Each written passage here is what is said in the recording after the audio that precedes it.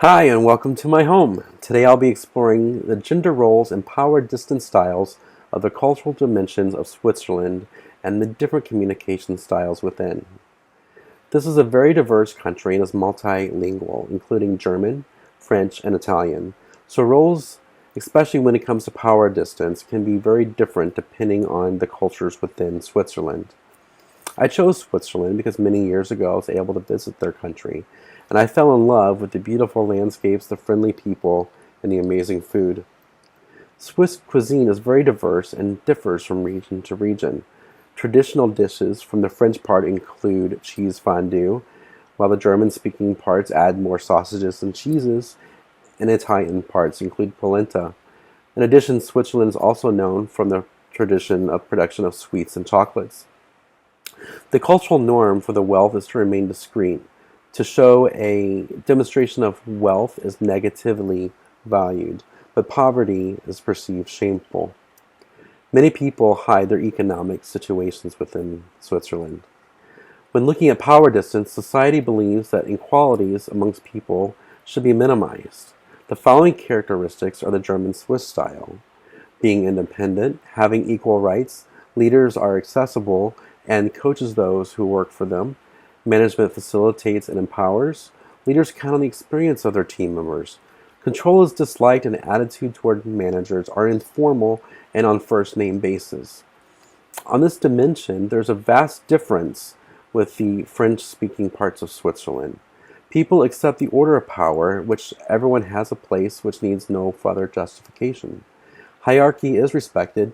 Employees are expected to do what they're told, so the ideal boss would be a dictator. All challenges of the leadership styles are not well received. In present-day Switzerland, men and women's roles are significantly different than how they were in the 1970s. Swiss tradition shows the women under authority of their fathers and their husbands. Tradition dictates that the place of Swiss women is in the home, in charge of the housework and childcare. Most of the time, women don't go back to work after having children. In 1997, 90% of the women in couples with these children were responsible for all of the housework.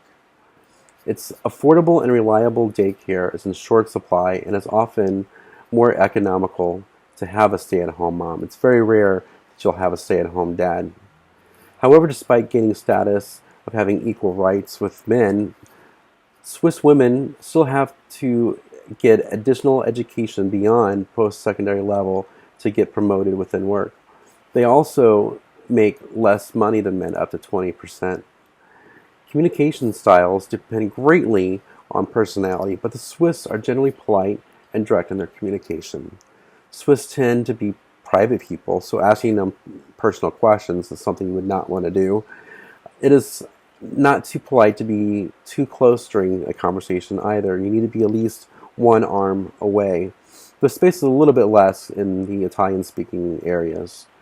If you accidentally brush up against someone on a train or a bus, it is generally considered to be polite to excuse yourself. Family and friends often touch when speaking, but it's rare for acquaintances to do so, and it certainly is not accepted in business settings. Eye contact is a sign of respect and should be maintained regardless of who you're speaking with. Direct eye contact is not just acceptable, it's required no matter if you're speaking with your boss, your coworker, your child, or the grocery store clerk. It's considered rude. The Swiss appreciate peace and quiet, hence it's impolite to speak too loudly in public, especially when you're using your cell phone. Inclusion. I am sure you've heard the quote, "I am Switzerland." This means that most people in Switzerland remain neutral about situations, and because their calm, respectful demeanor, they truly believe you do you. Thank you for your time.